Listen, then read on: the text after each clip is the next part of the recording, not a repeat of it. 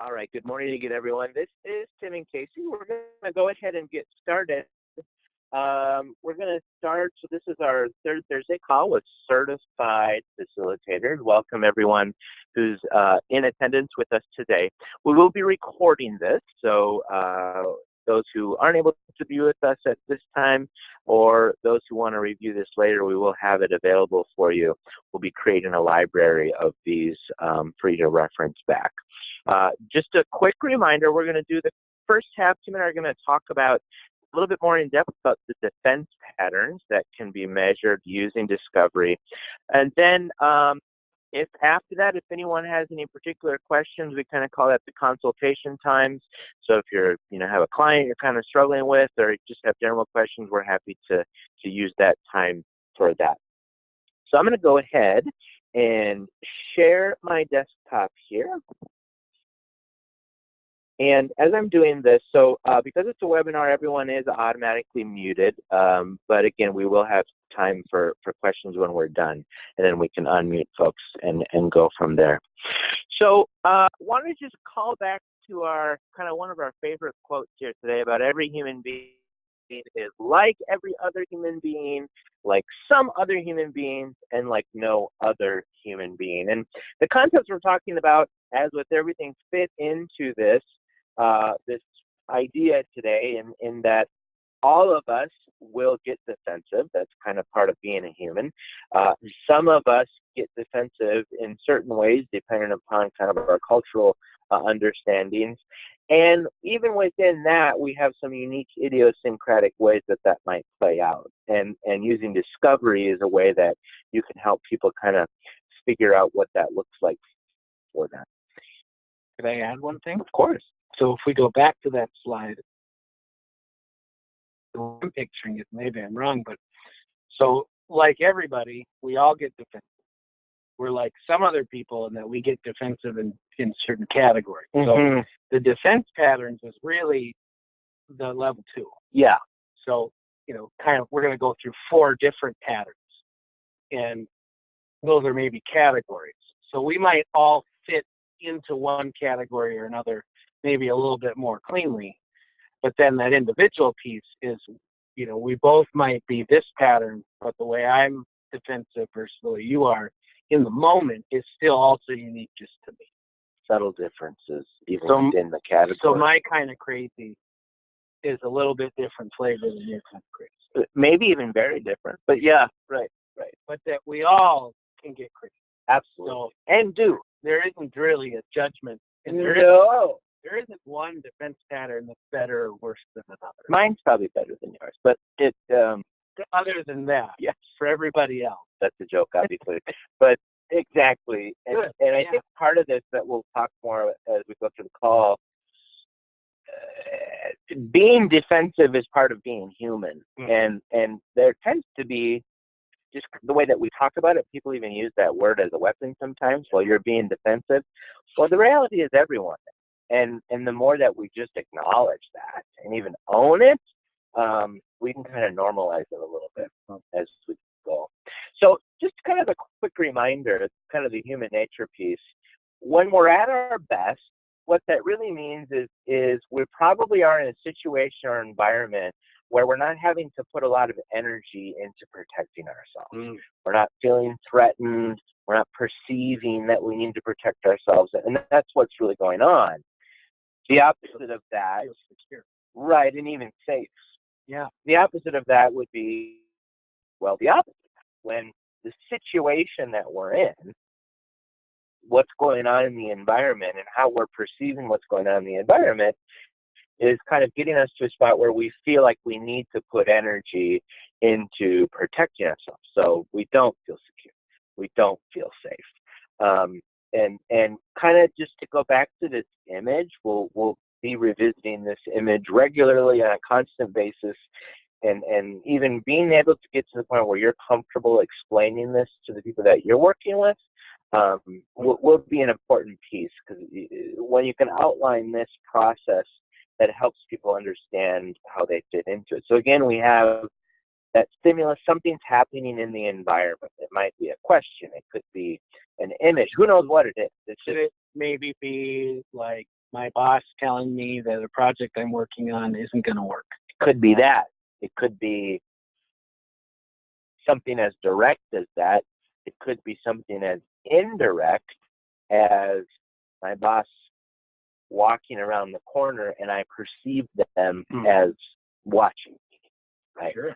So it's the level of perception is an important piece in how I'm interpreting the stimulus, because that's what happens in the second piece is we take that in and we process that through our needs and what we think about ourselves.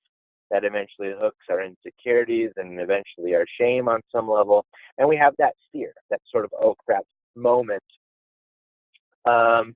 And because we are hardwired to protect ourselves, as we've been talking about, this is when we start to transition into that point of being defensive, and we start to rationalize all kinds of things. And once we start the rationalizing against the fear, that's really when we've entered that self-protection mode, and we are now, as we might say, defensive. And that can translate into a variety of things, blame and shame externally. But it's really that self-protection mode that we're going to be talking about today. And in kind of the research literature, we talk about these as defense patterns. And if your desk reference, I think it's page 174,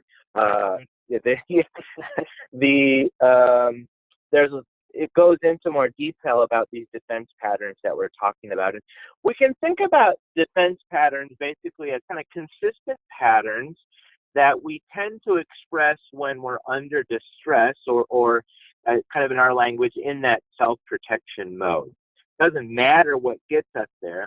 It's really just the typical kind of ways of thinking and behaving that emerge when we are in those kind of states. So if I'm justifying a behavior that deep down I really don't feel very good about, that's a clue to me that I'm probably in SPM, self-protection mode. Yes. Bum, bum, bum. Right. Yeah, that justification piece. So if I'm justifying a lot, that's a good clue that I'm probably not at my best right now. In fact, as it says, when we're in that space, we could maybe say it's impossible to be at my best. Yeah, it's a strong statement, but I would add the more unaware you are of it, the more likely it is that you won't be able to be at your best, because so much energy, so much psychological energy is being put into the defensive techniques. That's the word I'm looking for. Mechanisms that are. But it sounds kind of hopeful. Oh, the hope, always hope. If I can get rid of this or stop, I can be at my best. I can become my best self. Yep. Cool. And also when we're helping our clients, kind of the first step in all of this, as we always talk about, is awareness. And so becoming more aware of what your defense patterns are can help you sort of paradoxically have more intentional control, if you will. I don't love to use that word, but about how you're going to respond to those moments. And own them versus them owning me. And the cool thing, and I know the Big Five is one of your favorite things to talk about, is that there's a couple factors that when combined have a pretty big impact on what our defense patterns look like. So maybe you want to spend a little time talking about what those are. So we're digging into this really as a way to help people understand, okay, I want to look for certain clues in myself that might tell me, okay, am I in self-protection mode? And so understanding defense patterns in kind of the four sort of categories is, in and of itself, the purpose is to be able to know I'm in this spot so I can get out of it. It's not just to describe dysfunctional behavior just to be done with it. Yeah. So we kind of put it all in a context of hope, possibility. So when we're kind of looking at what somebody's flavor or style of defense pattern might be, the first thing we look at is the openness to experience factor. And if you remember, this openness, this kind of enduring trait or pattern for people is all about, how open are your receptor sites to the world around you, to the kind of environment that you're in. And high open, they're very receptive to kind of new ideas. They're receptive to their own emotional realities, as well as they pay attention to the realities and emotions of others. There's a component to it where there's an imagination and an enjoyment of life. So people high on open to experience actually can enjoy life and really feel the enjoyment on kind of a different level than people maybe more closed. So the first piece is open to experiences. And I want you to think about and hold this notion of imagination. And imagination can be a very powerful cognitive process. Is that similar to one of your favorite things, reimagining? I hate when people say, let's reimagine something. Okay. Let's just imagine it. Okay. But hold on to the power of imagination. Because it can be powerful in helpful ways, or it can be powerful in less helpful ways. So openness, imagination. Next. We call it neuroticism or emotionality. Okay? Neuroticism is too negative for what this is really about. This is about how absorbed into your own emotional reality are you, and how expressive of that emotion are you in your, even more than just your behavior, how you act and think and come off. So high emotionality, there can be a lot of wonderful gifts of this. And what it really explains is that we have to process that information on the emotional level.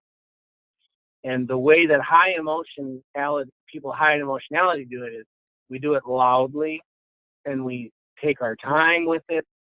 And sometimes we can feel that the current emotion that we're feeling is never going to go away.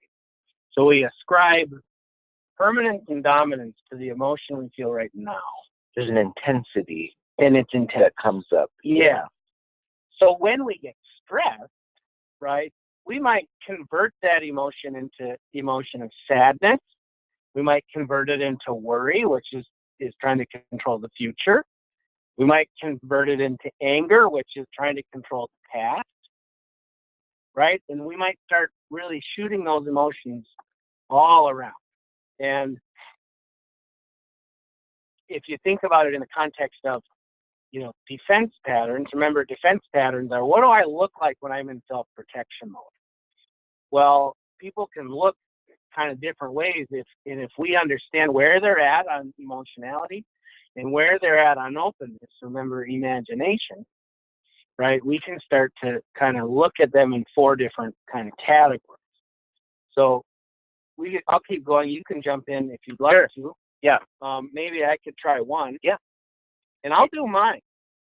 Well, I think, and I do have pages for them. So good. I think one thing to put in here, to not worry or to get stuck on the little labels. No, it's one way to understand. It's hard to kind of put, a perfect label on these things, but to really think about the interaction between openness and emotion more than what that one word is getting at. Yep. So I'll own, we have the solver. But if we just look at the 2x2, so you go on the vertical, high openness goes up, and on the horizontal, far to the right is high emotionality. So I think what I'll do, just to own it for people, and without getting too far into it, in case you'll dig into it a little bit more, but in self-disclosure, I'm high on openness, so I have a wonderful, vivid, intense imagination, and I'm also high on emotionality, so I have a very intense emotional world that I live in. So when I get stuck, when I get into self-protection mode, I get into the top right box, and it's sensitive. And I think sensitive is a very fine word for this. And it means that any input is something that really stimulates me, and I'm sensitive or paying attention to all the inputs. And aware of, and my imagination can start to really run wild. And that useful gift of imagination under stress I can imagine the absolute worst case scenario. And I can also start imagining what other people are thinking about. And I can tell very wild, detailed, amazingly rich stories about what other people are thinking about me. And owning the fact that when I'm in self-protection mode, those are simply just stories that I'm telling. Yeah. Those are stories that I'm telling myself about what other people might be thinking. They really aren't grounded in much reality. It's really, and we'll get into this in a bit, but it's an effective question to ask yourself or someone you're working with, just that. What stories are you telling yourself? To maybe get out of that loop. So I'll kind of kick it back over to you. Okay. To kind of uncover some of it. Well, we can go around the horn a little bit here and just kind of talk about a little bit more in depth on some of these. And again, you'll find most of this content in your desk reference, page 174, 175. But this is another way of looking at it. So if we look at the bottom left, so someone who's low on both openness, right? So not really attuned to kind of that external world and new experiences, maybe not very imaginative, as well as low on emotionality. So also, not necessarily real tapped into their emotional experience. This is someone who, again, in those sort of distressing moments, as the label kind of suggests, they're going to kind of want to solve and think about it in more of a concrete way. Okay, what needs to be done, and perhaps even what should I do, right? Maybe they're not going to come up with the solution, but they're very much going to be seeking out what they need to do. So in a lot of ways, you could see this as sort of, some effective response to distress. The issue with this one, though, is that because there's that kind of low level of emotionality, they may not readily be tapped into the amount of distress that's actually going on. So it might kind of hit them by surprise from time to time. So again, that kind of low openness, low emotionality, kind of in their own world, maybe not even aware of how much distress is going on. And speaking as a sensitive, yeah, I feel the solvers. I often will feel the solvers are not validated yet. Don't solve it right now. I just need to feel it. And I want to be upset. And don't you understand how big of a deal this is? Right. And so that's how the sensitive and the solvers go round and round. As we shift then kind of over to the right, so we're still low on openness, but we've increased our emotionality. So someone who's maybe on the higher end of emotionality, low on openness. And so if you think back to what Tim was talking about, this person internally is going to be experiencing a lot, right?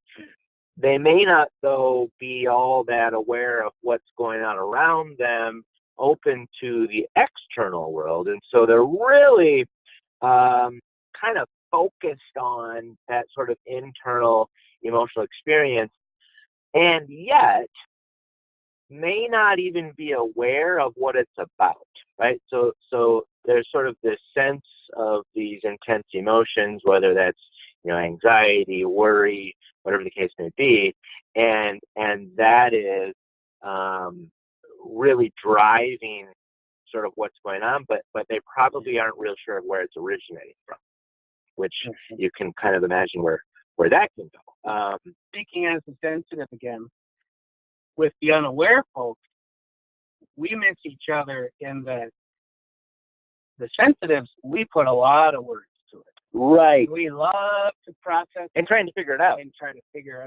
we're going to go around and around and talk about it. The unaware group is really, they don't have the words for it all the time. And how they might respond to it in that different way is consciously and unconsciously is, right. How can I seek comfort? right? And how can I just get rid of this feeling? As opposed to how can I understand it all? And even improve it or fix it or whatever. And sure. Yeah. Now we go around the bend and we get to your category, the sensitives. What have you written about me there? Well, it's exactly what you said. It's leading with that imaginative piece, right? And certainly, for the most part, we would say that having a robust imagination is largely a strength. And then when you combine that maybe with some higher emotionality at times, whether that's anxiety or worry or whatever, that imagination can start to twist those unpleasant feelings into thinking about, what could go wrong, what is going wrong. And so kind of to what you had said, whether it's yourself or you're working with someone, really helping them tease out what are the stories that you're making up about yourself or the world, and what's really actually reality, if you will. It's not the best word to use, but and I think you're telling me that I'm probably out of self-protection mode and back into my best self when I, as the sensitive, am able to see and think about future-oriented things in a positive way. So what could happen, or what's the opportunity that we have in front of us? And if we can get this group back to opportunity thinking, that's probably a clue that they're out of self-protection. Yeah, and I think, is that fair? Yeah, and I think that's both a sign, like you said, that they're probably not in self-protection mode, and also a potential strategy to get out of it. Yeah, start trying. What's the opportunity here? Yeah, right. Never a bad question.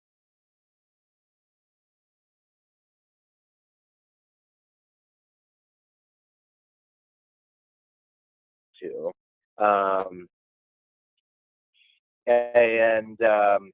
So high openness, lower on emotionality.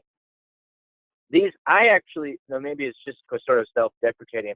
I think these folks can kind of be weird and sick, because when there is some distress going on, and again, kind of speaking to myself, I can kind of get energized by it, because I do go to the, how can we, turn this into a positive? How can we fix this? Rather quickly. Now, you might almost say immediately. Well, and the problem, right, because there's a pluses and minuses to all these categories. Yeah. The issue in this group, in my group, is that I would say we may be more inclined to even perhaps not acknowledge or let the distress be enough. Yeah. Like, it's fine, right? Let's just figure it out. Rather than, to your point, to the solvers. So it's not quite the same as the solvers. The adapter can pivot. Yeah, but it's maybe not as acknowledging for the sensitives as much as of the problem as the sensitives would appreciate. Right. Does that make sense?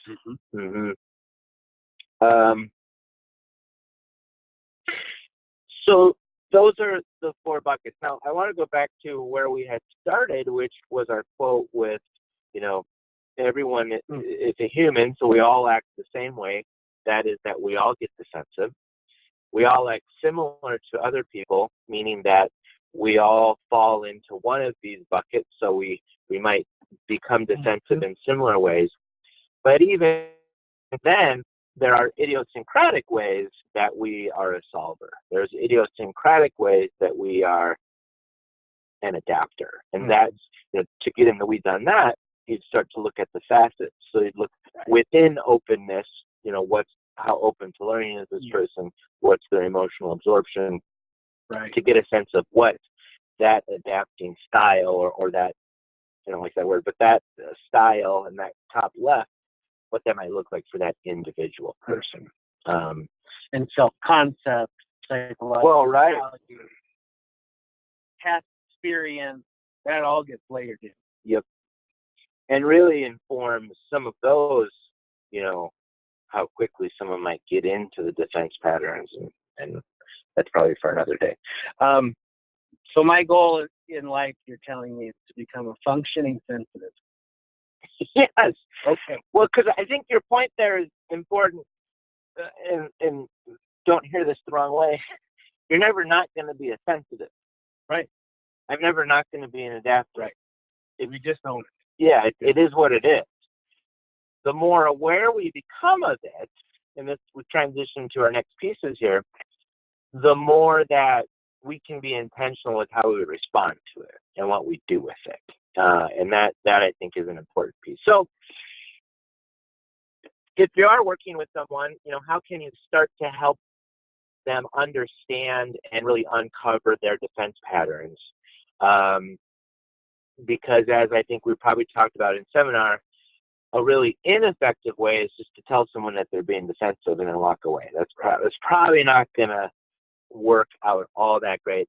And yet, I would say, if you are someone's coach, if you are, working with someone and you have developed a relationship and they trust you and they know that you're there to help you, actually the likelihood that you can point that out in a way that they'll hear and do something is much higher than just a random person telling you that you're defensive.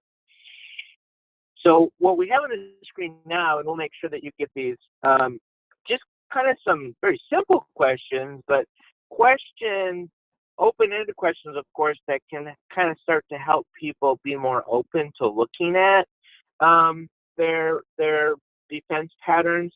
Certainly, if you have some discovery reports, you can help illustrate that for them visually, and yet that in itself may make them defensive.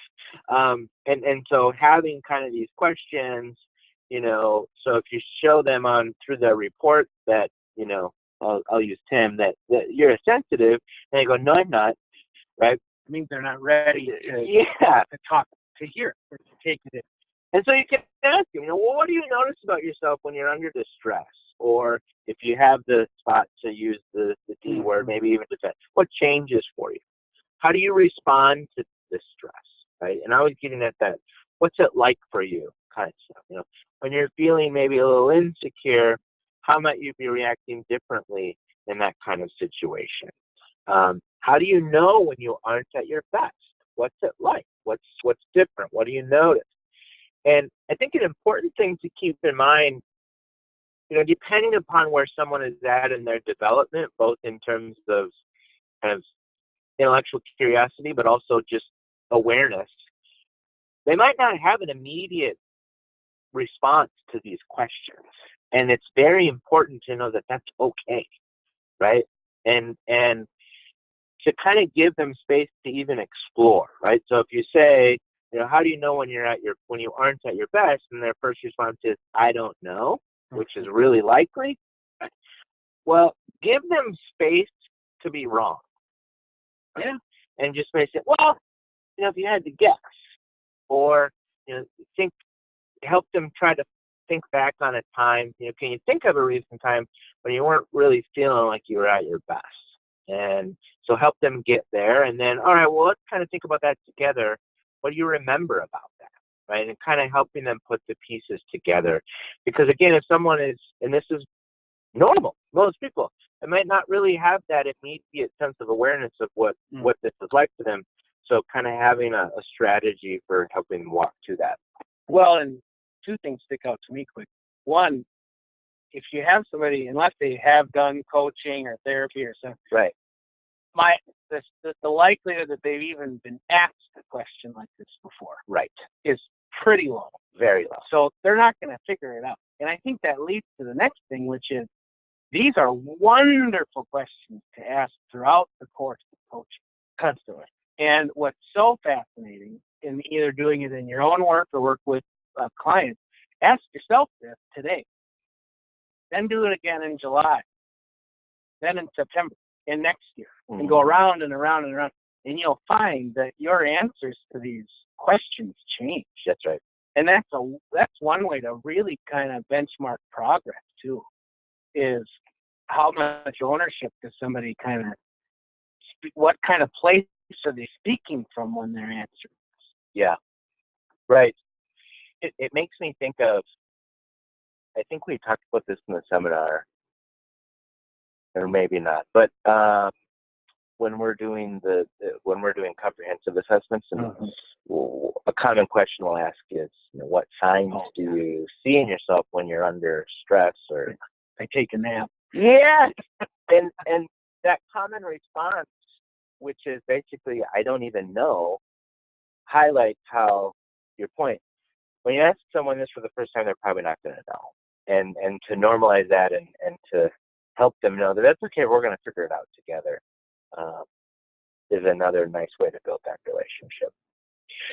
So to kind of recap a little bit of this, so of course we know this process quite well. Hopefully we have the stimulus, then that we process that through all of our own internal stuff in our unconscious, and we often will inspire a little fear from that, and we default to go into self-protection mode, and then all those kinds of crazy things happen that we just talked about. And so I just wanted to talk through these three pieces again, because this is really kind of a model, again, for ourselves and also for our clients or the people that we're trying to help. Kind of these three pieces to get out of that kind of automatic piece of human nature, right? So to resist that urge to go into those defense patterns. The first step, perhaps even the hardest, is to be aware of it, right? To know, become familiar with those signs in yourselves, become familiar with your patterns, become familiar with what kinds of things, what insecurities are getting you into that point. So the first step is awareness.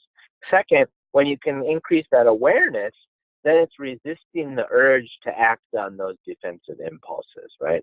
So if I can continue to use Tim's a piece for himself, is high imagination, high emotionality, to recognize that maybe his imagination is spiraling into areas that aren't all that helpful, and to just stop and tell yourself, okay, I'm just going to sit with this for a little bit and not give in to that temptation. I think to add to that, or put it in a specific, I know for me, often what hooks me is when I get my feelings hurt.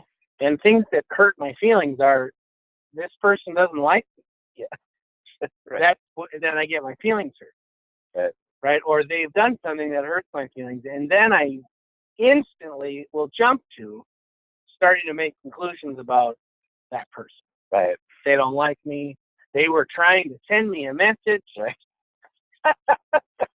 Then the imagination becomes conspiratorial.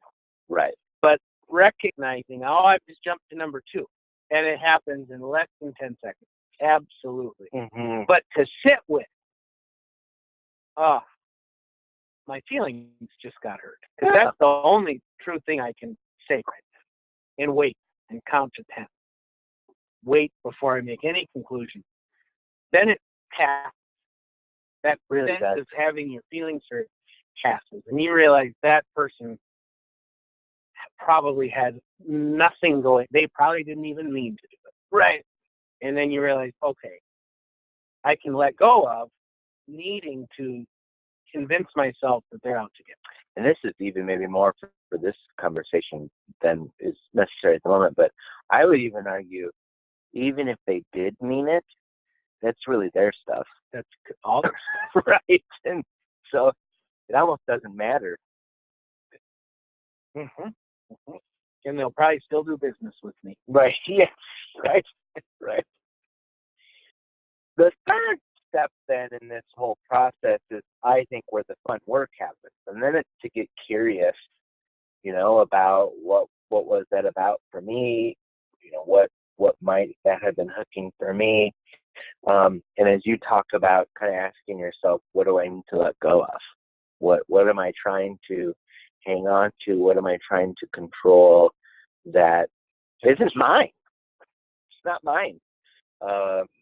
And the freedom that can come with that.